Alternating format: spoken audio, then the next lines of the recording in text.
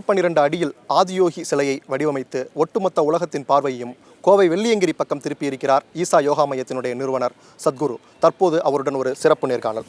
ஐயா வணக்கம். இப்போ 112 அடியில் ஒரு சிலை உருவாக்கியிருக்கிறீங்க ஆதியோகிக்கு.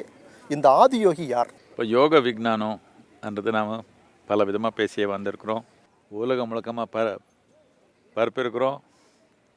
அநாதி காலத்துலேருந்து வந்திருக்குது. இப்போ ஈனா தேசங்களுடைய இது கூட யோகா டேன்னு டிக்ளேர் பண்ணியிருக்காங்க. இதுக்கு எல்லாமே ஒரு மூலம் இருக்கணும் தானே. முதலாவது யோகி, ஆதி யோகின்னா இவ்வளோ தான். முதலாவது யோகி.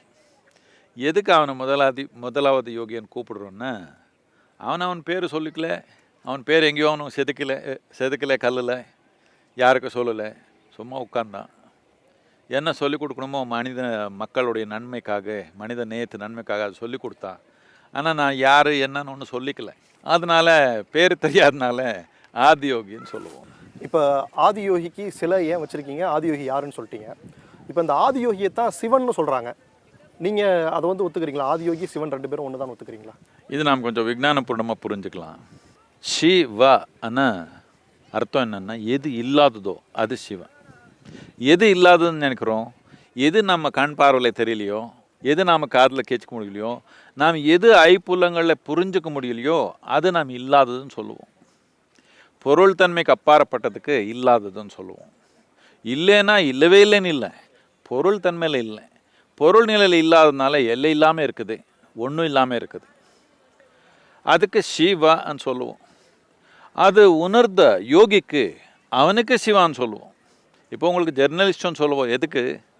நீங்கள் ஏதோ அதை பற்றி கொஞ்சம் புரிஞ்சிருக்கிறதுனால. இன்னொருத்தருக்கு டாக்டர்னு சொல்லுவோம். எதுக்கு? அதை பற்றி ஏதோ ஒரு புரிஞ்சிருக்காங்க.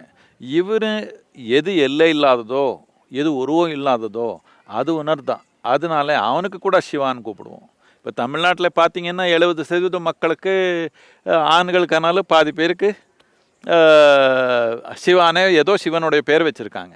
எதுக்கு இப்படி வச்சாங்கன்னா, அந்த ஒரு வாய்ப்பு, இந்த எல்லை இல்லாத உணர்கிற ஒரு வாய்ப்பு அவருக்குள்ளேயும் இருக்குது. அதனால அவருக்கு ஞாபகப்படுத்துறதுக்காக வச்சுருக்குறோம். ஆதியோகிக்கு சிவான்னு சொல்கிறது நம்ம கலாச்சாரத்தில் வந்திருக்குது. ஆனால் முக்கியமாக யோக கலாச்சாரத்தில் அவனை முதலாவது யோகி. நீங்கள் எங்கே பார்த்தாலும், நீங்கள் யாருக்கு சிவபெருமானன்னு சொல்கிறீங்களோ அவர் எங்கே பார்த்தாலும் யோக நிலையில் தானே உட்காந்துருக்குறாங்க. முதல்ல அவர் எதுக்கு அவர் பார்த்தா நமக்கு மதிப்புன்னா, அவர் கொடுத்த விஞ்ஞானத்தினால. எதே ஒரு மனிதன் எந்த காலத்தில் வாழிருந்தாலும் எல்லாரும் நமக்கு ஞாபகம் வச்சுக்கல. இவ்வளோ 10,000 வருஷத்துக்கு கலாச்சாரம் இருந்தாலும் எல்லாரும் ஞாபகத்தில் வச்சுருக்கிறோமா? இருந்த மக்கள் எல்லாமே இல்லை, யாரோ சில பேருக்கு ஞாபகம் வச்சுக்கிறோம். என்னத்துக்கு? அவர் நமக்கு கொடுத்த ஒரு அன்பளிப்புனால, இல்லை அவர் கொடுத்த ஒரு கான்ட்ரிபியூஷனால தானே நாம் அவரோட ஞாபகம் வச்சுக்கிறோம். அவரிடமிருந்து நம்ம எதையோ வாங்கியிருக்கிறோம். நமக்கு நன்மையாக இருக்கிறதுனால தானே நம்ம ஞாபகம் வச்சுருக்கிறோம். இந்த யோக விஞ்ஞானமே கொண்டு வந்த யோகிக்கு ஆதி யோகின்னு சொல்லுவோம், சிவான்னு சொல்லிக்குவாங்க கலாச்சாரத்தில். எல்லாத்துக்கும் முக்கியமானது என்னென்னா, மனிதன் மனத்தில் முதலாவது தடவை இந்த ஒரு எண்ணம் போட்டாங்க, இந்த ஒரு கருத்து போட்டாங்க. என்னென்னா, நீனு தேவையான செயலை செய்கிறதுக்கு தயாராக இருந்தால் எது இயற்கையை கட்டுப்பாடுன்னு நினைக்கிறீங்களோ அது எல்லாமே தாண்டி மனிதன் வளர முடியும்ன்ற ஒரு வாய்ப்பு உருவாக்கி கொடுத்தாங்க. வெறும் அது சொன்னது மட்டும் இல்லை, அதுக்கு தேவையான விஞ்ஞானம், அதுக்கு தேவையான தொழில்நுட்பங்கள், 112 விதமான தொழில்நுட்பங்கள் பண்ணி கொடுத்தாங்க. இப்போ 112 அடியில் இந்த ஆதியோகி அப்படிங்கிற அந்த சிவன் சிலை நீங்கள் உருவாக்கியிருக்கிறீங்க. இப்போ நிறைய மக்கள் இங்கே வர்றாங்க, அந்த ஆதியோகி சிலை முன்னாடி தியானம் பண்ணுறாங்க சிலர். நீங்கள் உண்மையிலே என்ன நோக்கத்துக்காக இந்த சிலையை இங்கே உருவாக்கியிருக்கீங்க? இப்போது மனித நேயத்தில் இந்த மாதிரி ஒரு நிலை இப்போது வந்திருக்குது. அடுத்த தலைமுறையில் முழுமையாக ஆகிடும். என்னன்னா, அவனுடைய காரணம் அவருக்கு ஒத்து ஒரு மாதிரி இல்லைன்னா, எதே இருந்தாலும் சரி, நீங்கள் யார் கடவுள்னு நினச்சிக்கிறீங்களோ அவரே சொன்னாலும் உங்கள் காரணம் அவருக்கு ஒத்து வரலைன்னா அது நீங்கள் ஜீரணிக்க முடியாது. அந்த மாதிரி மனநிலை நமக்கு வந்திருக்குது. மக்களுக்கு உண்டு. நீங்கள் ஒரு அளவுக்கு ஜீரணித்தாலும் அடுத்த தலைமுறை எடுத்துக்கவே மாட்டாங்க. இதனால் எப்படி நாம் வெளியே சூழ்நிலை எதே நடத்தணும்னா நாம் விஞ்ஞானபூர்ணமாக தொழில்நுட்பங்களை உபயோகப்படுத்தி பண்ணுவோம். ஆனால் உள் நன்மைன்னு வந்தால் ஏதோ பழைய காலத்து ஒரு புத்தகம் வச்சுருக்குறோம், இல்லை ஏதோ ஒரு நம்பிக்கை வச்சுருக்குறோம், இல்லை ஏதோ கருத்து வச்சுருக்குறோம், ஏதோ ஐடியாலஜி வச்சுருக்குறோம். இது வேண்டாம். உள்நன்மை கூட விஞ்ஞானபூர்ணமாக நடத்திக்க முடியும். இது இந்த தலைமுறைக்கு, அடுத்த தலைமுறைக்கு, வர்ற தலைமுறைக்கு ரொம்ப ரொம்ப முக்கியமானது. இதனால ஆதியோகி விஞ்ஞானபூர்ணமாக உங்கள் உள்நன்மை நடத்திக்கிறதுக்கு ஒரு இது கருவி. இப்போ இன்னும் நம்ம ஆரம்பிக்கல, இங்கே வந்தவங்க எல்லாமே ஏதோ ஒரு எளிமையான ஒரு பயிற்சி சொல்லி கொடுக்க ஆரம்பிச்சுடுவோம். இங்கே வந்தால் வேற ஒன்றும் இல்லை, 3 நிமிஷம் செய்யுங்க டெய்லி. உங்களுக்குள்ள ஒரு அமைதி வந்தால் அதுக்கப்புறம் 12 நிமிஷம் செய்கிறதுக்கு தயாராக இருப்பீங்க தானே? கண்டிப்பாக மக்கள் எல்லாம் அதை தானே எதிர்பார்க்குறாங்க. அப்போ இது இந்த ஆதியோகி சிலைக்கு முன்னாடி வந்து வரக்கூடிய மக்களுக்கு வந்து யோகா தியானம் இதை பயிற்றுவிக்கக்கூடிய ஒரு ஐடியா உங்களுக்கு இருக்குது? கட்டாயமாக. இது இங்கே மட்டும் இல்லை, இந்த ஒரு இமேஜ் இது ஒரு ஜொமெட்ரிக்கலாக ஒரு பெர்ஃபெக்ட் இமேஜ். அது இது நீங்கள் ஒரு நிமிடம் நீங்கள் கண் திறந்து அப்படியே பார்த்தீங்கன்னா, உங்கள் மனத்தில் பதிச்சிருச்சுன்னா, நீங்கள் எங்கே போனாலும் சரி அந்த அந்த ஒரு இமேஜ் அப்படியே இருக்கும். அந்த மாதிரி உருவாக்கப்பட்டிருக்குது. இது டிசைன் பண்ணுறதுக்கே 2.5 வருஷம் ஆயிடுச்சு எனக்கு. ஓகே, இப்போ நீங்கள் இது வந்து ஒரு பர்ஃபெக்ஷன் அப்படின்னு சொல்லி சொல்கிறீங்க, ஒரு பர்ஃபெக்டான ஒரு உருவம்னு சொல்கிறீங்க, ஜியோமெட்ரிக்கலி. ஓகே, இதனுடைய இன்ஸ்பிரேஷன் உங்களுக்கு என்ன? எதனுடைய உருவகத்தை வந்து ஒரு அடிப்படையாக வச்சு, எதை இன்ஸ்பிரேஷனாக வச்சு இந்த முகத்தை வந்து நீங்கள் உருவாக்குனீங்க? முகம் உருவாக்குறதுக்கு எந்த இன்ஸ்பிரேஷன் அப்படி யாரோ ஒரு முகம் பார்த்து அப்படி வந்துச்சான்னு அப்படி இல்லை. யோகான்னா இவ்வளோ தான். யோகான்னா ஒன்றி எப்போ ஆக முடியும்? எப்போ எந்த விதமான ஒரு ஃப்ரிக்ஷன் இல்லாமல் ஒரு நிலை நமக்குள்ளே வருமோ அப்போ ஒன்றி.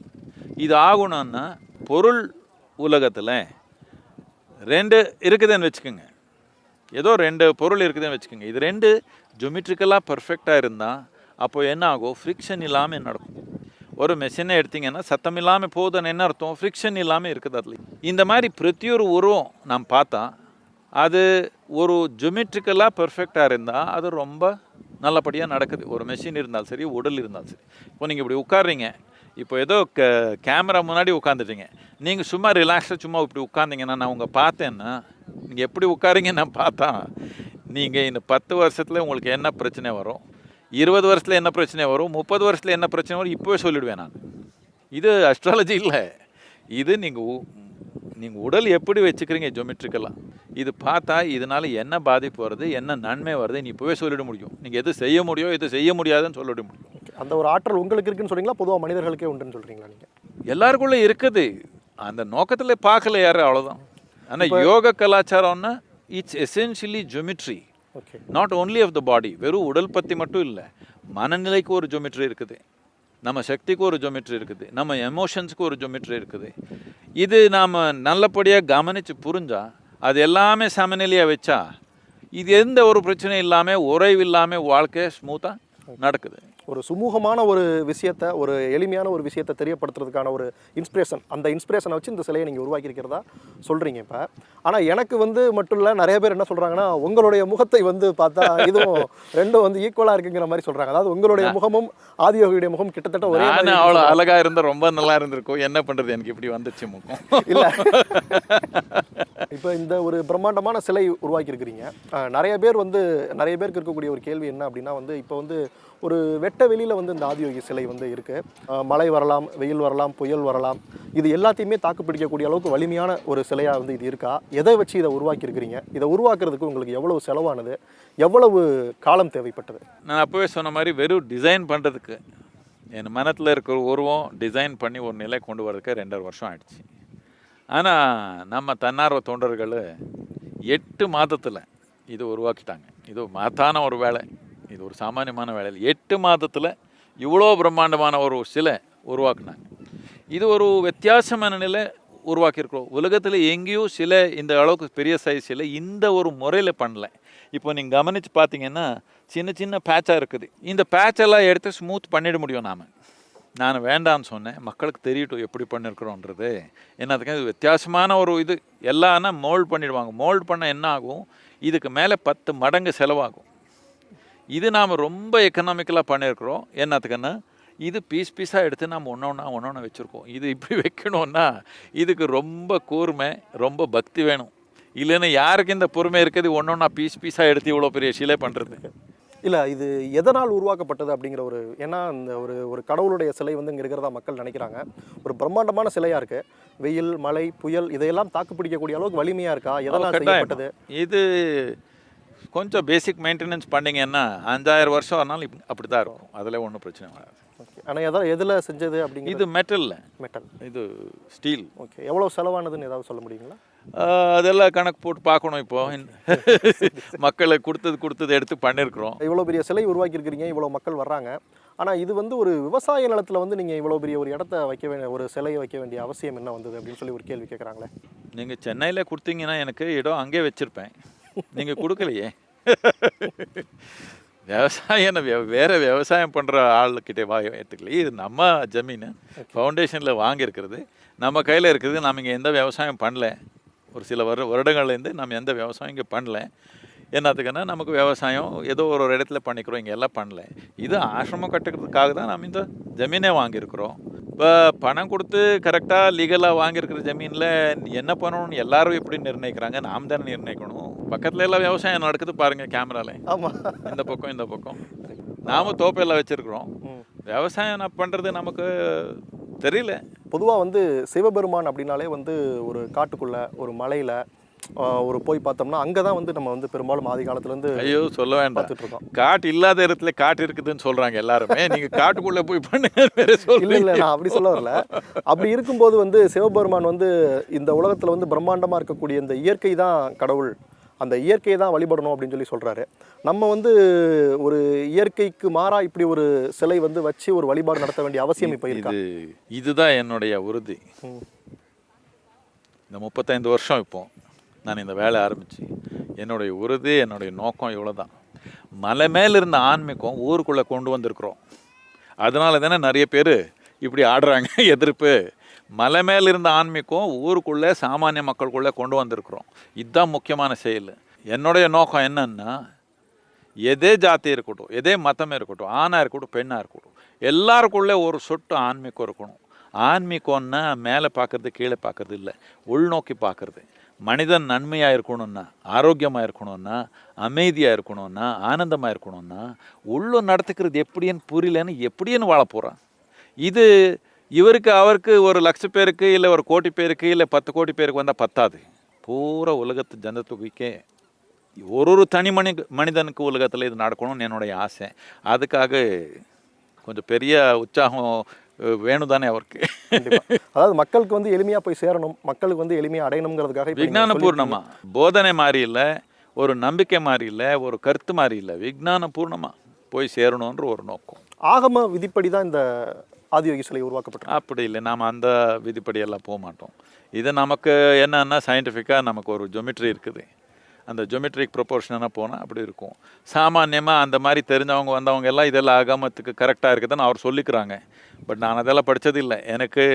நான் இப்படி உட்கார்ந்தா எனக்குள்ளே என்ன நடக்குது, சுற்றுச்சூழல் என்ன நடக்குது, இந்த சூரிய மண்டலத்தில் என்ன நடக்குது, இதோடைய உணர்வோடு நான் உருவாக்குறேன். எது உருவாக்குனாலும் எனக்கு எந்த விதமான நாலேஜ் கிடையாது. சிவபெருமானுடைய அடையாளம் அப்படின்னு சொல்லி பார்த்தீங்கன்னா அது வந்து நெத்தியில் வந்து ஒரு பெரிய பட்டை தான் போட்டிருப்பாரு. ஆனால் இங்கே ஆதியோகிக்கு வந்து வேறு மாதிரியான ஒரு அடையாளம் வந்து நெற்றியில் வச்சுருக்கீங்களா? இதுக்கு ஏதாவது பிரத்யேக காரணம் இருக்கா?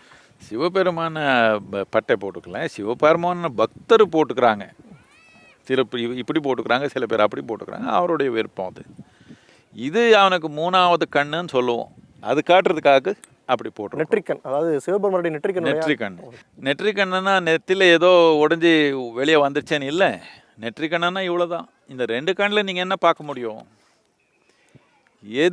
ஏதோ ஒரு பொருள் இப்போ இந்த வெளிச்சி வருது, வெளிச்சி இது தடுத்துறதுனால இதை நீங்கள் பார்க்க முடியும். கை, இந்த காற்று உங்கள் உயிருக்கு ரொம்ப முக்கியமானது. நீங்கள் பார்க்க முடியுமா? எதுக்கு? வெளிச்சி தடுத்தலை அப்படின்னு இந்த 2 கண்ணில் நீங்கள் என்ன பார்க்க முடியும்? எது வெளிச்சி தடுத்துதோ அது மட்டும் தான் நீங்கள் பார்க்க முடியும். எது வெளிச்சி தடுத்தாமல் அனுமதி கொடுக்குதோ அதை நீங்கள் பார்க்க முடியாது. யார் அதை பார்க்குறானோ, எது வெளிச்சி ரிஃப்ளெக்ட் பண்ணாமல் அதுக்குள்ளே அனுமதி கொடுக்குதோ அது யார் பார்க்குறானோ அவனுக்கு 3வது கண்ணுன்னு சொல்லுவோம். முக்கியமாக உள்நோக்கி பார்க்குற கண்ணுக்கு 3வது கண்ணுன்னு சொல்லுவோம். அது வெளியப்படுத்துறதுக்காக அப்படியே அவனை திலக்கம் வச்சுக்கல, 3வது கண்ணு அது. இப்போ இந்த ஆதியோகி சிலையினுடைய சிறப்புகள் என்ன? அதாவது இந்த ஆதியோகி சிலை ஒரு பிரம்மாண்டம் அப்படிங்கிற ஒரு வார்த்தை மட்டும்தான் இருக்குது. இதனுடைய சிறப்பு என்ன? ஒவ்வொரு மனிதரும் எதற்காக இந்த ஆதியோகி சிலைகிட்ட வந்து தியானம் பண்ணணும் இல்லை வழிபடணும்னு நீங்கள் நினைக்கிறீங்க? இந்த ஆதியோகி சிலைன்றது இது பூஜைக்காக பண்ணல. நான் அப்போவே திரும்பி சொன்ன மாதிரி இது ஒரு ஜோமெட்ரிக் பெர்ஃபெக்ஷனுக்காக பண்ணியிருக்குது. அது நீங்கள் ஒரு தடவை அப்படி பார்த்தீங்கன்னா மனத்தில் பதிச்சிடும். நீங்கள் ஏதோ அந்த மாதிரி உங்களுக்கு ஏதோ பண்ணணும், ஏதோ ஒரு ஆஃபரிங் பண்ணணும் அப்படி இது இருந்தால் யோகேஸ்வர லிங்கான்னு முன்னாடி ஒரு லிங்கம் வச்சுருக்குறோம். அந்த மாதிரி உணர்வு இருக்கிறவங்க அங்கே பண்ணிக்கிட்டோம். அவனுக்கு எது பண்ணுறதுக்கு வாய்ப்பு இல்லை, அவன் எது அந்த மாதிரி எடுத்துக்க மாட்டான். எனக்கு யாரும் வந்து பூஜை பண்ணலையே என்னத்துக்குன்னா யோகி அவன் ஒரு மாதிரி நிலையில் இருக்கிறான். அவனை உபயோகப்படுத்த நீங்கள் அந்த மாதிரி நிலைக்கு போகிறதுக்கு பார்க்கணும். அவனை சும்மா வழிபாடு பண்ணி ஒன்றும் பிரயோஜனம் இல்லை. அப்படி உங்களுக்கு ஏதோ உணர்வு இருந்தால் அதுக்காக ஒரு லிங்கம் வச்சுருக்குறோம். 112 அடியில் இப்போ இந்த ஆதியோகி சிலை நீங்கள் வந்து இன்றைக்கி வடித்து ஒரு பிரம்மாண்டமான ஒரு இடத்த வந்து இங்கே உருவாக்கியிருக்கிறீங்க. ஏராளமான பேர் இங்கே வந்து பார்க்க வர்றாங்க. இந்த வெள்ளியங்கிரி மலையை வந்து ஒரு சுற்றுலாத்தலமாக மாற்றணும் அப்படிங்கிற ஐடியாவில் இந்த மாதிரி எதுவும் பண்ணுறீங்களா? இது ஒரு டூரிஸ்ட் பிளேஸாக மாற்றுறதுக்கு எனக்கு விருப்பம் இல்லை. இது ஒரு புனிதமான ஒரு சீக்ரெட் ஸ்பேஸாக மாற்றணும்னு நோக்கம். அது நான் மாற்றணும்னு என்னுடைய உணர்வு இல்லை, முதல்லேருந்து அப்படி தான் வந்திருக்குது. யோக கலாச்சாரத்தில் பார்த்தீங்கன்னா இந்த வெள்ளியங்கிரி மலையில் பல பேர் யோகி சித்தர் எல்லாமே வாழ்ந்தது இருக்குது.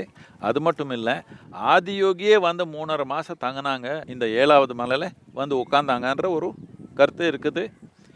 அது வச்சு பல விதமான யோகி சித்தர்கள் எல்லாமே இதில் வாழிருக்கிறாங்க. இது நானே ஆரம்பிச்சதுன்னு இல்லை, அவரெல்லாம் பண்ணதுக்கு நாம் இப்போ ஒரு பார்டர் கட்டுறோம். அவரும் பெரிய இது உருவாக்குனாங்க, நாம் அதுக்கு ஒரு அழகாக ஒரு சூழ்நிலை உருவாக்குறோம். அவ்வளோ பெரிய வேலையெல்லாம் பண்ணியிருக்காங்க பழைய காலத்தில். அவர் ஒன்றும் கண்ணில் பார்க்குற மாதிரி உருவாக்கலை. சக்தி நிலையில், உணர்வு நிலையில், புரிஞ்சுக்கிற தன்மையில் பல விஷயமாக பண்ணியிருக்காங்க இந்த ஏரியாவில். இப்போது நாம் எல்லார் கண்ணுக்கு தெரிகிற மாதிரி ஒன்று பண்ணியிருக்கிறோம்.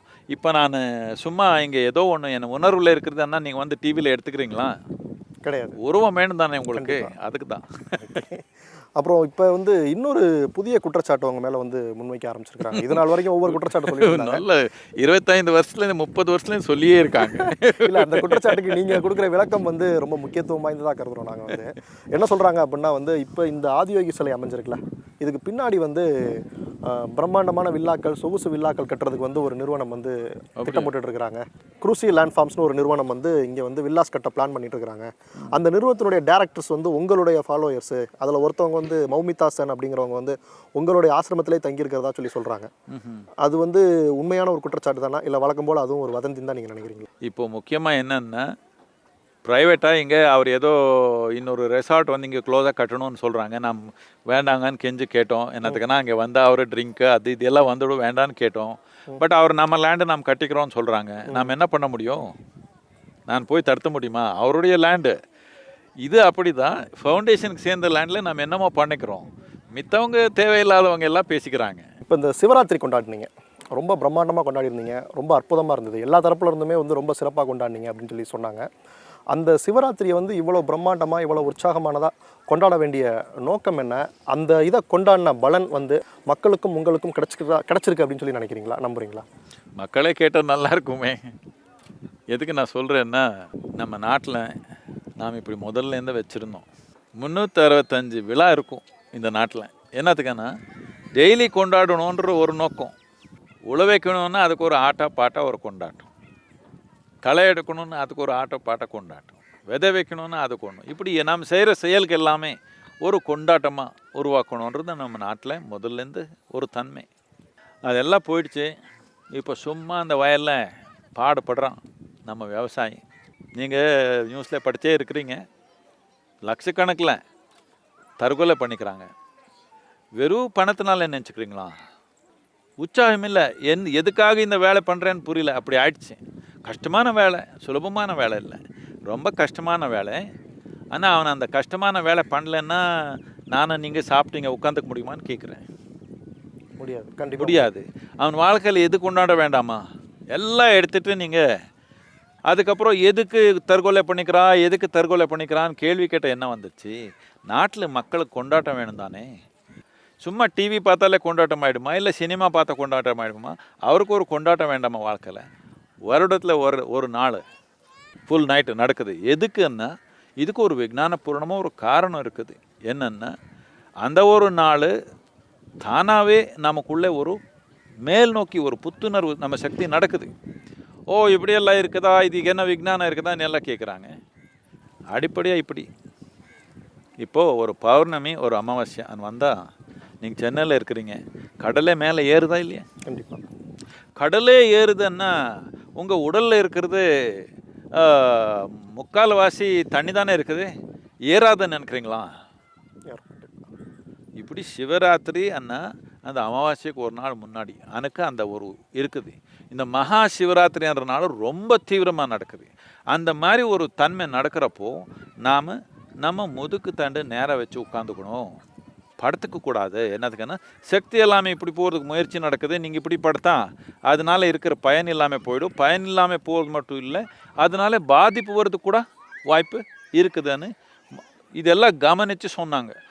இது எந்த சயின்டிஸ்ட் சொல்லிட்டாங்க, எந்த லேபரேட்டரியில் வந்துருச்சுன்னா, அநாதி காலத்துலேருந்து பலவிதமான விஞ்ஞானம் நம்ம நாட்டில் நாம் புரிஞ்சுருக்குறோம். லேபரேட்டரி எல்லாம் தேவையில்லை, கண்ணு மனிதன் உட்காந்தா புரிஞ்சுக்கிற தன்மை இருக்குது. சும்மா ஒரு விஷயம் சொல்லணுன்னா, நீங்கள் நம்ம கலாச்சாரத்து முறையாக நீங்கள் கல்யாணம் பண்ணிங்கன்னா அடுத்த நாளும் உங்களுக்கு வெளியே போய் அருந்ததி வசிஷ்ட நட்சத்திரம் பார்க்க சொல்கிறாங்க. ஓகே, எதுக்குன்னா இது ஒரு ட்வின் ஸ்டார் சிஸ்டம், 2 ஸ்டார் இருக்குது. சாமான்யமாக இந்த மாதிரி 2 ஸ்டார் இருந்தால் என்ன ஆகும், ஒன்று அப்படி இருக்கும் அசைவில்லாமல் இருக்கும், இன்னொன்று அது சுற்றும். அப்படியா இருக்கணும் உங்கள் கல்யாணம், 2 பேர் சுற்றுற மாதிரி இருக்கணும் தானே. பூரா நம்ம கவனத்தில் இருக்கிற பிரபஞ்சத்தில் இந்த 2 ஸ்டார் தான் அப்படி இருக்குது, 2 பேர் இப்படி சுற்றுறாங்க. இது எப்படி புரிஞ்சாங்க 10,000 வருஷத்துக்கு முன்னாடி? லேபரேட்டரியை நீங்கள் டெலிஸ்கோப்பாக வச்சுருந்தீங்கன்னு கேட்குறேன் நான். நீங்கள் மேற்கத்திய நாட்டில் இந்த வந்து சொன்னால் தான் நமக்கு விஞ்ஞானமா? அப்படி இல்லை, 10,000 வருஷத்துக்கு முன்னாடியே நாம் இது புரிஞ்சு நாம் என்ன சொன்னோம், உங்களுக்கு கல்யாணம் ஆகிடுச்சுன்னா இந்த 2 பேர் பார்க்கணும், 2 பேர் அப்படியே டான்ஸ் ஆடிக்கிறாங்க, எப்போவுமே உற்சாகமாக இருக்கிறாங்க. நீங்கள் அப்படி இருக்கணும்னு அந்த நட்சத்திரம் காட்டினாங்க, அருந்ததி வசிஷ்ட நட்சத்திரம். அருந்ததி வசிஷ்டான்னு பேர் வச்சாங்க, ஆண் பெண்ணு. அவர் 2 பேர் இப்படி சுற்றுறாங்க, ஒருத்தர் சுற்றலை, 2 பேர் சுற்றுறாங்க. இந்த மாதிரி ஒரு நட்சத்திரத்து மண்டலத்தில் எங்கேயும் இந்த மாதிரி ஒரு தன்மை இல்லை, இது ஒன்று தான் அப்படி இருக்குது. எப்படி பார்த்தாங்க 10,000 வருஷத்துக்கு முன்னாடி? வேண்டாம், 10,000 வருஷத்துக்கு முன்னாடி 15,000 வருஷத்துக்கு முன்னாடியே ஆதியோகி பூமி உருண்டியாக இருக்குதுன்னு சொல்லிட்டாங்க. எப்படி சொல்லிட்டாங்க? என்ன சந்திரமண்டலத்துக்கு போய் கீழே பார்த்து சொன்னாங்களா? இல்லை, கண்ணு மூடி பார்த்தே சொன்னாங்க. எதுக்குன்னா பிரபஞ்சம் எப்படி உருவாக்கப்பட்டிருக்குதோ அதே விதமாக இது கூட உருவாக்கப்பட்டிருக்குது. கொஞ்சம் கவனமாக பார்த்தீங்கன்னா எல்லாமே இருக்குதுங்க, புரிஞ்சுக்கிற தேவை எல்லாமே. இதனால தான் இந்த ஆதியோகின்றது இந்த காலத்துக்கு ரொம்ப முக்கியம். என்னத்துக்குன்னா விஞ்ஞான பூர்ணமாக காரணருக்கு ஒத்து வர மாதிரி இல்லைன்னா அடுத்த தலைமுறை நீங்கள் எந்த போதனை கொடுத்தாலும் எடுக்காது. ஏதோ ஒரு அதிகாரத்து மூலத்தினால வரனால ஏதோ ஒரு உண்மை ஆகாது. உண்மைதான் அதிகாரம். இது ஆகணும்னா விஞ்ஞானபூர்வமாக பார்க்குற தன்மை வரணும். உள் நன்மையே விஞ்ஞானபூர்வமாக எப்போ பார்க்க ஆரம்பிச்சுக்கிறீங்களோ அப்போ இது நல்லா நமக்கு மனிதன் நல்லா வாழ்கிறதுக்கு ஒரு வாய்ப்பு இருக்குது. வெளியே விஞ்ஞானம் எல்லாம் பண்ணி நமக்கு பலவிதமான சுகங்கள் சௌரியங்கள் வந்திருக்குது. உள்ளத்துல இது வரலன்னா என்ன பிரயோஜனம் மனிதனுக்கு? முதல்ல இந்த வெள்ளையங்கிரி மலையடிவாரத்தில் ஒரு சின்னதாக ஒரு ஆசிரமம் ஆரம்பிச்சிங்க. அப்புறம் அந்த ஆசிரமம் பல்வேறு தரப்பினருடைய ஆதரவால் மக்களுடைய விருப்பத்தால் ஒரு பிரம்மாண்டமான ஒரு ஆசிரமமானது. இப்போ ஒரு பிரம்மாண்டமான ஒரு சிலையை உருவாக்கியிருக்கிறீங்க. ஈசா யோகா மையம் எதை நோக்கி போயிட்டுருக்கு? ஈசா யோகா மையத்தினுடைய இலக்கு என்ன? ஈசா யோகா மையம் சின்னதாக ஆரம்பிச்சிங்க, அப்படி வளர்த்துட்டீங்கன்னு சொன்னீங்க. அப்படி இல்லை, நான் சொல்கிறேன் என்னன்னா, எனக்கு 35 வருஷத்துக்கு முன்னாடி எனக்குள்ளே இந்த மாதிரி ஒரு நிகழ்ச்சி நடந்தது. உள்ளத்தில் நடந்த நிகழ்ச்சி. சும்மா இப்படி உட்கார்ந்தாலே உடலில் இருக்க ஒரு செல்லுலையும் பரவசமாக போகுது. நான் அப்படியே பார்த்தேன், என்ன பண்ணணும், இது இப்படி நடக்குது, இதுக்கு என்ன மூலம்னு பார்த்தேன். இவ்வளோதான்.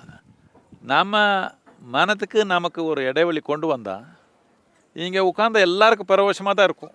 இது நான் என் உணர்வில் வந்தோட நான் நினச்சேன். அப்போது நான் 25 வயசு, கொஞ்சம் உற்சாகம் ஜாஸ்தி. இப்போ ஒன்றும் குறையில. அப்போ நான் நினச்சேன், அப்படியே உட்காந்து நான் பிளான் பண்ணேன். என்னன்னா 2.5 வருஷம் மேக்ஸிமம் 3 வருஷத்தில் உலகத்தில் இருக்கிற எல்லா மனிதன் பரவசமான நிலைக்கு கொண்டு வந்துடுவேன் நான் கட்டாயமாக. எனக்கு இவ்வளோ எளிமையாக இருக்குது, சும்மா உட்காந்தாலே நடக்குது. ஒன்றும் வேலை பண்ண தேவையில்லை, வேறு எது பண்ண தேவையில்லை, எது குடிச்சிக்க தேவையில்லை, எது மாத்திரை எடுக்க தேவையில்லை. சும்மா உட்காந்தா மனத்துக்கு நமக்கு ஒரு இடைவெளி கொண்டு வந்தால் இது பரவசமாக இருக்குது. நான் அப்போ நினச்சேன் 2.5 வருஷம் 3 வருஷத்தில் பூரா ஜனத்தொகையை உலகத்து ஜனத்தொகைக்கே ஆனந்தமாக பண்ணிடுவேன்னு நான் நினச்சேன். 35 வருஷம் ஆயிடுச்சு பாருங்க. ஒரு 25-30 கோடி மக்கள் தொட்டிருக்கலாம் நம்ம உலகத்தில். ஆனால் அது பூரா உலகம் இல்லை. உலகத்தில் 7 பில்லியன் மக்கள் இருக்கிறாங்க. நான் அப்போவே 7 பில்லியன் மக்களுக்கு தான் ஈசா யோகா மையம் நான் நினச்சேன். அதனால் சின்னதாக இருந்து பிரம்மாண்டமாக ஒன்றும் வளரல, இன்னும் பிரம்மாண்டமாக ஆகலை. என்னுடைய உணர்வில் பிரத்தியொரு மனிதனுக்கு எங்கேயே இருக்கட்டும், அவன் எதே ஜாதி இருக்கட்டும், மதம் இருக்கட்டும், குலம் இருக்கட்டும், எல்லாருக்கு இந்த ஒரு விஞ்ஞானம் கிடைக்கணும். அப்போ நாம் பிரம்மாண்டம்னு சொல்லிக்கலாம். அது வரைக்கும் பிரம்மாண்டம்னு சொல்ல வேண்டாம். ஓகே, அந்த பிரம்மாண்டத்தை அடையிறது தான் உங்களுடைய இலக்கு. கட்டாயமா எல்லா மனிதருக்கு அவனுக்குள்ளே தனக்குள்ளே தான் எப்படி ஆனந்தமாக இருக்கிறதுன்றது புரியணும். அப்போ தான் மனிதனுடைய உண்மையான புத்திசாலித்தனம், அவனுடைய திறமை எல்லாமே வெளியப்படுத்த முடியும். இப்போ எப்பவுமே பயத்திலே வாழ்கிறா, என்ன ஆகிடும். ஏதோ ஒன்று பாதிப்பில் இருக்கிறாங்க. ஏதோ நடந்தாலும் பிரச்சனை, நடக்கலைனாலும் பிரச்சனை. கேட்டு பாருங்க, கல்யாணம் ஆகலைன்னா ஒரு மாதிரி பிரச்சனை, கல்யாணம் ஆயிடுச்சுன்னா பிரச்சனை, பணம் இல்லைன்னா ஒரு பிரச்சனை, பணம் வந்தால் ஒரு பிரச்சனை, இது வந்தால் பிரச்சனை, அது வந்தால் பிரச்சனை. பிரச்சனை எங்கேயும் இல்லை, நாம் உணர்கிற தன்மையில் இருக்குது. நாம் உணர்கிற தன்மையை நம்ம கையில் எடுத்ததானே நம்ம உணர்வு, நம்ம அனுபவம் நமக்கு எப்படி வேணுமோ அப்படி நடக்கும். இந்த ஒரு விஞ்ஞானம் பூரா ஜனத்தொகை கடக்கிற வரைக்கும் நான் பிரம்மாண்டம்னு சொல்லிக்க மாட்டேன். சின்ன வேலை நடக்குது, கொஞ்சம் பெருசாக பண்ணுறதுக்கு இது என்னுடைய வேலைன்னு நினச்சிக்க வேண்டாம். இது உங்களுடைய வேலை கூட, எல்லாருடைய வேலை கூட. இது எல்லாருக்கும் சேர்ற வரைக்கும் நான் மட்டும் இல்லை, நீங்கள் கூட ரெஸ்ட் பண்ணிக்கூடாது. இப்போ வந்து இந்த ஈசா யோகா மையத்தினுடைய நோக்கம் என்னங்கிறது சொன்னீங்க. ரொம்ப ஒரு நல்ல நோக்கம் அப்படிங்கிறது வந்து தெளிவாக உங்களுடைய பேச்சில் இருந்து தெரியுது. இப்போ இது நாள் வரைக்கும் வந்து ஈசா யோகா மையத்தின் மேலே வந்து ஒரு தனிநபர்கள் புகார் சொல்லிட்டு இருந்தாங்க, ஒரு அரசியல் கட்சிகள் புகார் சொல்லிட்டு இருந்தாங்க. திடீர்னு பார்த்தீங்கன்னா ஒரு 2 நாளைக்கு முன்னாடி வந்து தமிழக அரசே வந்து ஈசா யோகா மையத்தின் மேலே வந்து தமிழக அரசு சொல்லுதாங்க. இல்லை, அவர் வந்து ஒரு கோவை மண்டலத்தை சேர்ந்த ஒரு நகரமைப்பு அதிகாரிங்கிற போது அவர் வந்து தமிழக அரசு ரெப்ரசன்ட் தானே பண்ணுறாரு. அவர் இந்த டவுன் பிளானிங்க இவர் ஹைகோர்ட்லேருந்து ஒரு டைரெக்ஷன் கொடுத்தாங்க. நீங்கள் எல்லாம் என்ன சொல்ல விரும்புகிறீங்க சொல்லுங்கன்றது கலெக்டருக்கு, அவருக்கு இன்னும் ஏதோ சில டிபார்ட்மெண்ட்டு கொடுத்துருக்காங்கன்னு நினைக்கிறேன். இது சப்ஜுடிஸாக இருக்கிறதுனால நான் ரொம்ப பேச விரும்பலை. அவர் டிப்போசிஷன், அவர் ஹைகோர்ட்டுக்கு என்ன கொடுத்தாங்கன்றது இது இது யார் படித்து தமிழக அரசுலேருந்து நமக்கு இல்லீகலாக ஏதோ நடக்குதுன்னு சொல்லிட்டாங்களோ, இல்லை அவருக்கு இங்கிலீஷ் புரியாது. இல்லை அப்படி இல்லை, இல்லை நான் வந்து தமிழ்நாடு கவர்மெண்ட்டில் சம்பளம் வாங்கக்கூடிய ஒரு நபர். இல்லை நான் அவரை பற்றி சொல்லலை. அவர் ஹைகோர்ட்டுக்கு இது கொடுத்தாங்க, அஃபிடவிட் ஃபைல். அவர் என்ன கொடுத்துருக்காங்க அஃபிடவிட்டை நான் படிக்கிறேன் உங்களுக்கு. The executive authority is stated to have issued approvals not in conformity with Rule 25 of Tamil Nadu Panchayat Buildings Rule 1997 and Rule 16 and 13 of Multi-Storied Public Buildings Rules 1973, and without collecting the infrastructure and basic amenities charges, causing revenue loss to the government. It is therefore humbly prayed that this honorable court may be pleased to pass appropriate orders and thus render justice. இப்படி என்ன அர்த்தம் என்னன்னா, நம்ம டிபார்ட்மெண்ட்டுக்கு வர revenue collect பண்ணாமையே மித்த department எல்லாமே இவருக்கு பர்மிஷன் கொடுத்துட்டாங்க. இதனால நமக்கு நம்ம டிபார்ட்மெண்ட்டுக்கு வர ரெவென்யூ வர மாதிரி பண்ணுங்கன்னு அப்பீல் பண்ணாங்க. அவ்வளோதான் அவர் அப்பீல் பண்ணாங்க. இதில் இல்லீகல் என்ன வந்துச்சு? இல்லை, அதுலேயே வந்து இன்னொரு பாயிண்ட் சொல்லியிருக்காங்களே, நீங்கள் கட்டியிருக்க கட்டடத்தில் வந்து அனுமதி வாங்காம நிறைய கட்டிருக்கீங்க. இல்லை, அது 2012 சொன்னது, அது கோர்ட்டில் இருக்குது. அதை பற்றி நான் சொல்ல விரும்பலை. இப்போது அது கோர்ட்டில் இருக்குது, அது சப்ஜுடிஸாக இருக்குது, அது பார்த்துக்கலாம். அது இப்போ நீங்கள் சிலை பற்றி சொன்னது இவ்வளோதான், நமக்கு வர ரெவென்யூ வரலன்னு சொல்கிறாங்க. ஓகே, அது கோர்ட்டில் பார்க்கட்டும், மித்த டிபார்ட்மெண்ட் பார்க்கட்டும், யாருக்கு போதும் ரெவென்யூ நம்ம கட்டுறது அவர் பார்த்துக்கட்டும். இல்லை அதில் ஷேர் பண்ணிக்கிறாங்களா, நம்ம தனியாக கட்டணுமா, ஏதோ கோர்ட் எப்படி டைரெக்ஷன் கொடுத்தா அப்படி பண்ணுவோம். சட்டம் படியாக என்ன இருக்குதோ பண்ணலாம். எதுக்கு நீங்கள் கட்ட பஞ்சாயத்து பண்ணிக்கிறீங்க? இப்போ அந்த அதிகாரி வந்து கோர்ட்டில் சொல்கிறதுக்கு முன்னாடி நீங்களே அந்த பணத்தை கட்டினீங்கன்னா அவர் கோர்ட்டில் சொல்லியிருக்கவே மாட்டாரு. அரே, நமக்கு எவ்வளோ கட்டணும்னு யார் சொன்னாங்க? அவங்க சொல்லவே இல்லை. இல்லையே, எங்கே சொன்னாங்க? சொல்லியிருந்தா நீங்கள் கட்டியிருப்பீங்க. அப்படி இருந்தா இந்த அத்தாரிட்டி அவருக்கு ஜூரிஸ்டிக்ஷன் இருந்தால் சொன்னாங்கன்னா கட்டி ஆகணும் தானே. கவர்மெண்ட்லேருந்து வந்தால் கட்ட தேவை இருந்தால் கட்டுவோம், இல்லை நம்மளால முடியாது, இல்லை அதுக்கு தகுதியாக இல்லைன்னு சொன்னால் நாம் கோர்ட்டுக்கு போவோம். நம்ம நாட்டில் வாழ இருக்கிறப்போ நம்ம நாட்டில் இருக்கிற சட்டத்துப்படியே போகலாமா? இல்லை நீங்கள் ஏதோ கட்ட பஞ்சாயத்து மாதிரி சொன்னதெல்லாம் நடத்துக்கலாமா? இது நான் உறுதியாக சொல்கிறேன். எல்லாருக்கும் பல விதமான மீடியா தேவையில்லாத இல்லாமல் பேசியே இருக்கிறாங்க. நான் சொல்கிறேன், நீங்கள் என்ன வேணாலும் பண்ணிக்கிங்க, நாம் சட்டப்படியாக போவோம். நீங்கள் சொல்கிற கட்ட பஞ்சாயத்தெல்லாம் நம்ம பண்ண மாட்டோம். ஒரு பெரிய புயல் வந்தது சென்னையில், ஒரு ஜல்லிக்கட்டு போராட்டம் நடந்தது, ரொம்ப தமிழ்நாடே ரொம்ப எழுச்சியோடு இருந்தது. அதை பற்றிலாம் பிரதமர் எந்த கருத்தும் சொல்லலை. அந்த புயல் நடந்தப்போ கூட தமிழ்நாட்டுக்கு வரல. ஆனால் ஈசா யோகா மையத்தில் ஒரு நிகழ்ச்சியை பண்ணோடனே ஸ்பெஷல் ஃப்ளைட்டில் வந்து ஸ்பெஷல் ஃப்ளைட்டில் போகிறாரு. இதுக்கு என்ன காரணமாக இருக்கும்னு நீங்கள் நினைக்கிறீங்க? நம்ம பிரைம் மினிஸ்டருடைய வாழ்க்கையில் அவருக்கு தெரியும், அவருக்கு உள்ளத்தில் அவர் செஞ்ச யோகத்தினால அவருக்கு எவ்வளோ பயன் இருக்குது, அதனால எவ்வளோ அவருடைய சக்தி, அவருடைய புத்தி, அவர் எல்லாமே எப்படி செயல்படுதுன்னு அவருக்கு தெரியும். அவர் பட்ட பயனை உலகத்து கூட பகிர்ந்துக்கணும்னு முயற்சி பண்ணுறாங்க. எந்த அளவுக்குன்னா, இதுவரைக்கும் எந்த பிரைம் மினிஸ்டர் நம்ம நாட்டிலே இல்லை, எந்த நாட்டில் இருந்தாலும் சரி, மக்கள் கூட ரோட்டில் படுத்து யோகா பண்ணிக்கிறாங்க. யார் பண்ணாங்கன்னு கேட்குறேன். எதுக்குன்னா, இந்த யோகத்தினாலே அவ்வளோ பயன் அவருக்கு கிடச்சிருக்குது. இதனால யுனைடெட் நேஷன்ஸில் இன்டர்நேஷ்னல் யோகா டேன்னு டிக்ளேர் பண்ணாங்க. ஆதி யோகி யோகத்தின் மூலம்னு சொன்னால் ஓடி வர்றாங்க. அவர் என்னத்துக்குன்னா, யோகத்து மேலே அவ்வளோ அன்பு இருக்குது. எனக்காக வரல அவர். யோகத்து மேலே அவ்வளோ அன்பு இருக்கிறதுனால, யோகத்து மேலே அவ்வளோ மதிப்பு வச்சுருக்கிறதுனால, யோகத்தினாலே அவர் வாழ்க்கையே அவ்வளோ உயர்ந்த நிலையில் நடந்திருக்கிறதுனால, அவர் யோகத்தின் மூலம் சொன்னால வருவாங்க. அதில் என்ன இருக்குது? இப்போ இந்த கேள்வி எதுக்காக கேட்டேன் அப்படின்னா வந்து, இப்போ உங்களுக்கு எதிராக நிறைய வழக்குகள் வந்து தொடரப்பட்டிருக்கு, கோர்ட்டில் இருக்குது. நீங்கள் நிறைய வழக்குகள் தொடர்ந்துருக்கிறீங்க கோர்ட்டில். இப்படி இருக்கிற சூழலில் ஒரு நாட்டினுடைய பிரதமர் வந்து உங்கள் நிகழ்ச்சிக்கு வந்தார் அப்படின்னா வந்து, அது வந்து மறைமுகமாக வந்து நீதிமன்றத்தில் வந்து இன்ஃப்ளூயன்ஸ் பண்ணுற மாதிரி இருக்கும் அப்படின்னு சொல்லி அரசியல் கட்சியை சேர்ந்த சிலர் புகார் சொல்கிறாங்களே, அந்த புகாரில் உள்நோக்கம் இருக்குன்னு நினைக்கிறீங்களா? அப்படின்னா உங்களுக்கு நம்ம நாட்டில் இருக்கிற நீதிமன்றத்தை பற்றி, இந்த ஹைகோர்ட் பற்றி, சுப்ரீம் கோர்ட்டு உங்களுக்கு நம்பிக்கை இல்லை. உங்களுக்கு எலெக்ஷன் சிஸ்டமில் நம்பிக்கை இல்லை. என்னத்துக்குன்னா, மக்கள் மெஜாரிட்டியாக யார் எலெக்ட் பண்ணுறாங்களோ அவர் நாம் சப்போர்ட் பண்ணணும் தானே. நீங்கள் என்ன நினச்சிக்கிறீங்க, அவர் பிஜேபி பிரைம் மினிஸ்டர்னு நினச்சிக்கிறீங்க. நான் அப்படி நினச்சிக்கல. நான் என்ன பார்க்குறேன், மக்களுடைய எலெக்ஷன் ஓட் பண்ணதுனால வந்த பிரைம் மினிஸ்டர் அப்படின்னு என்ன, நம்ம இந்தியாவுடைய பிரைம் மினிஸ்டர் நான் பார்க்குறேன். நீங்கள் பிஜேபி பிரைம் மினிஸ்டர் நினச்சி பண்ணிக்கிறீங்க. நான் இவ்வளோ சொல்கிறேன். எந்த பார்ட்டி இருக்கட்டும், சீஃப் மினிஸ்டர் இருக்கட்டும், பிரைம் மினிஸ்டர் இருக்கட்டும், அந்த பொசிஷனில் மக்களுடைய ஒரு அனுமதினாலே அவர் அங்கே உட்கார்ந்தாங்கன்னா நான் கும்பிட்றேன். எதுக்குன்னா, இது பண்ணலன்னா என்ன ஆகும்னா, நமக்கு இது நாம் புரிஞ்சுக்கணும். இப்போது இந்த டெமோக்ரஸின்றது வந்தப்புறம் தான், இந்த ஒரு 100-150 வருஷத்தில் இது வந்தப்புறம் தான் இந்த அதிகாரம்ன்றது ஒருத்தர்லேருந்து இன்னொருத்தருக்கு போகணுன்னா ரத்தம் பார்க்கல நீங்கள் வீதியில். இல்லைன்னா ஒரு ராஜன்லேருந்து இன்னொன்றுக்கு மாற்றணுன்னா 100 பேர் தலை போகும். கண்டிப்பாக.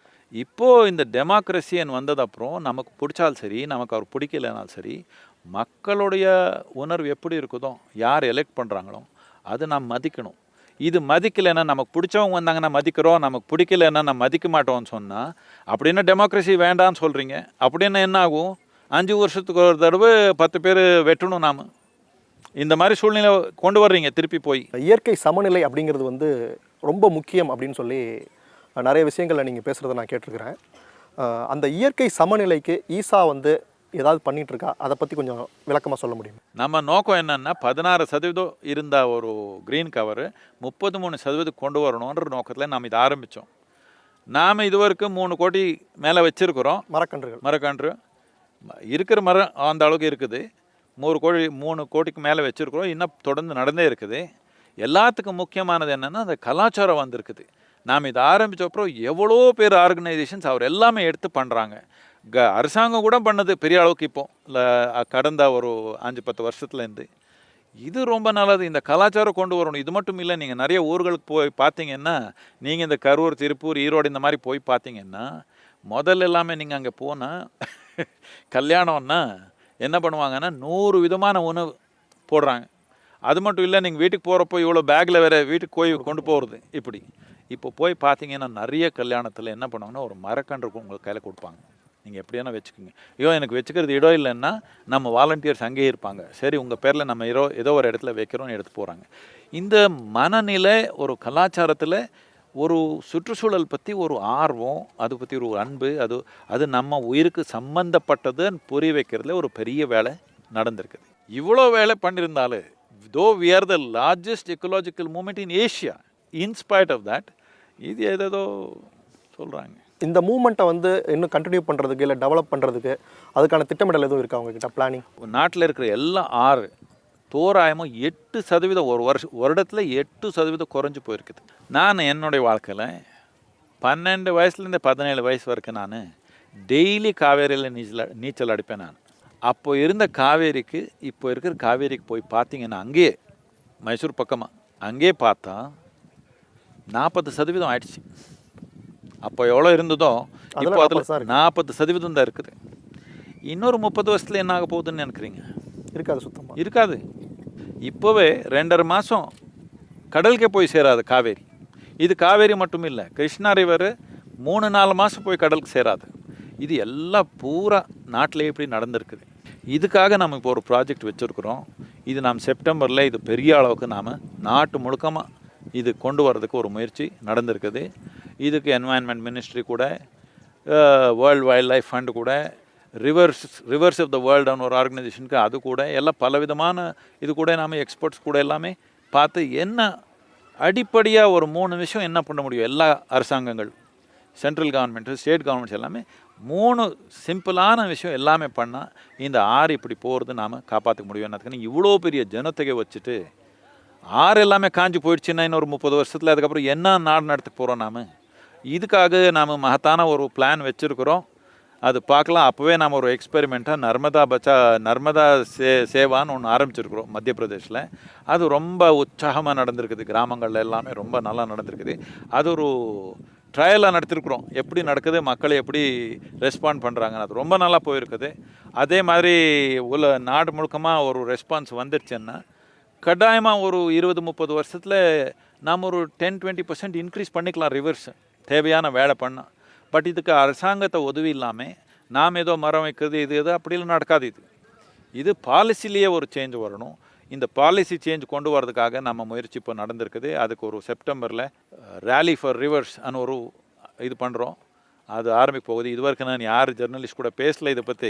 நீங்கள் ஏதோ கேட்டிங்க, நான் சொல்லிட்டேன். ஓகே, இப்போ இந்த ரிவர்ஸ் பற்றி பேசுனதுனால கேட்குறேன். இப்போ தமிழ்நாட்டில் வந்து வாட்டர் ஸ்கேர்சிட்டி ரொம்ப அதிகமாக இருக்குது, தண்ணீர் பஞ்சம். இப்போ கோயம்புத்தூரில் கூட பார்த்தீங்கன்னா இன்னைக்கு காலையில் நான் வரும்போது பார்க்குறேன் தண்ணிக்கு வந்து அவ்வளோ பேர் வந்து வரிசையில் நின்றுட்டுருக்காங்க. இந்த வாட்டர் ஸ்கேர்சிட்டியை சரி பண்ணுறதுக்கு ஏதாவது பிளான் இருக்கா? உங்களுடைய ஐடியா, உங்களுடைய யோசனை ஏதாவது சொல்லுங்கள். ஆறு எல்லாமே காஞ்சி போயிடுச்சுன்னா வாட்டர் எங்கே இருக்குது? வாய் திறந்தால் உட்காரணும் நாம்.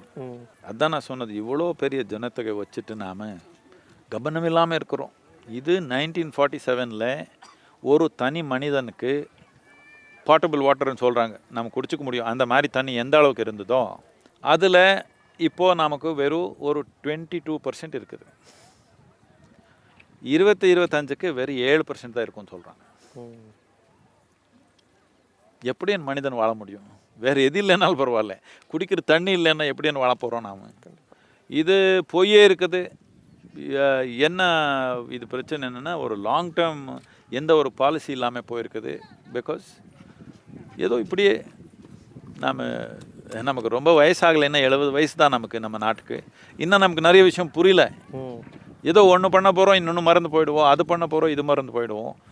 இதுக்கு எல்லாமே ஸ்டடீஸ் எல்லாமே இருக்குது, ஆனால் ஆக்ஷன் இல்லாமல் இருக்குது. அதுக்காக பாலிசி லெவலில் ஏதோ ஒன்று கொண்டு வரணுன்றதுக்காக முயற்சி நடந்திருக்குது. விவசாயிக்கு எல்லாமே இதனால ஒரு அட்வான்டேஜ் வர மாதிரி என்ன பண்ணணுன்றதுக்கு நம்ம எக்கனாமிக் ஒரு பிளான் வச்சுருக்கிறோம். கொஞ்ச நாளைக்கு முன்னாடி வந்து இந்த ஜல்லிக்கட்டு சம்மந்தமான உங்கள் கருத்தை சொல்லியிருந்தீங்க. ஜல்லிக்கட்டுங்கிறது ரொம்ப இம்பார்ட்டன்ட் அப்படின்னு சொல்லி பேட்டி கொடுத்துருந்தீங்க. ஜல்லிக்கட்டு வந்து தமிழ்நாடுடைய கலாச்சாரத்தை காப்பாற்றுறதுக்கு ரொம்ப அவசியம்னு சொல்லியிருந்தீங்க. அப்புறம் இப்போ ரீசெண்டாக வந்து தமிழ்நாட்டில் வந்து அரசியல் வந்து ஒரு குழப்பமான ஒரு சூழலில் இருந்தது. அப்போது உங்களுடைய கருத்தை சொல்லியிருந்தீங்க. இப்போ அண்மை காலமாக இந்த பிரச்சனைகள் சம்மந்தமான உங்களுடைய கருத்துக்களை சொல்ல ஆரம்பிச்சிருக்கீங்களே, அதுக்கு ஏதாவது பிரத்யேக காரணம் ஏதாவது இருக்கா?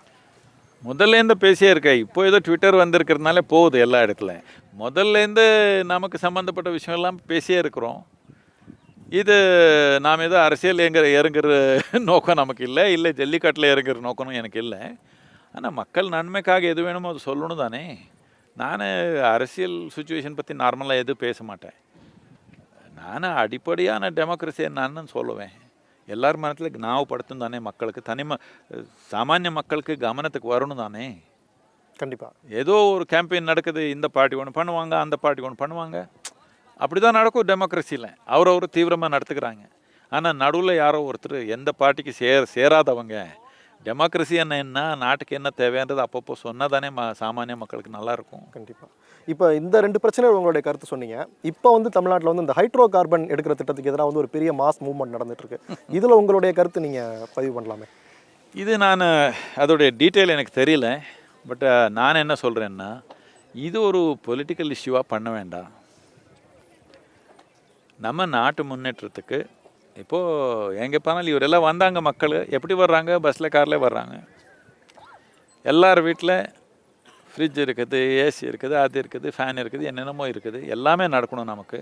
விவசாயம் பண்ணணுன்னா அவனுக்கு தோட்டத்தில் பம்ப் வேணும், எலக்ட்ரிசிட்டி வேணும், எல்லாமே இருக்குது. இதுக்கெல்லாம் தேவையான செயல் எது பண்ண போனாலும் தடுத்துறவங்க இருக்கிறாங்க. ஆனால் இதெல்லாம் நாம் கன்சியூம் பண்ணுற பவரை குறைச்சிட்டு பாருங்கள் பார்க்கலாம். குறைக்க மாட்டாங்க, எல்லாருமே இன்க்ரீஸ் பண்ணியே போகிறாங்க. ஆனால் எங்கேருந்து வருவோன்றது யாருக்கு கவனம் இல்லை. இப்போ நாம் சொல்கிறது இல்லைன்னா ஹைட்ரோ கார்பனும் எங்கேயும் எடுக்கலையே நாட்டில், எல்லா இடத்துலையும் எடுக்கிறாங்க. தமிழ்நாட்டில் எந்த மாதிரி நிலையில் இருக்குது, எந்த அளவுக்கு இருக்குது, இது எடுக்கிறதுனால தமிழ்நாட்டுக்கு பொருளாதாரத்தில் ஒரு முன்னேற்றம் இருக்குமா, அங்கே இருக்கிற விவசாயிக்கெல்லாம் இது நல்லபடி அதை உருவாக்கி கொடுக்க முடியுமா, இது யாரோ ஒருத்தர் எக்ஸ்பர்ட் பார்க்கணும். ஒரு எக்ஸ்பர்ட் கமிட்டியோ ஏதோ ஒன்று பார்க்கணும். சும்மா வீதியில் தெரியாதவங்க எல்லாமே ஏதோ சொல்லிட்டு 10 பேர் சேர்த்துட்டு ஒரு மண்டலில் இது ஏதோ கலாட் பண்ணால் இதில் ஒன்றும் பிரயோஜனம் இல்லை. I think an expert committee should see நம்ம தமிழ்நாட்டுக்கு இது நல்லதா இல்லையா, மக்களுக்கு நல்லதா இல்லையான்னு பார்க்கணும். நல்லதாக இருந்தால் பண்ணணும், நல்லது இல்லைன்னா விட்டுடணும். இவ்வளோ நேரம் இந்த நிகழ்ச்சியில் கலந்துக்கிட்டு உங்களுடைய நேரத்தை எங்களுக்கு ஒதுக்கி ஒரு சிறந்த ஒரு நேர்காணல் கொடுத்ததுக்கு ரொம்ப நன்றி. நமஸ்காரம்.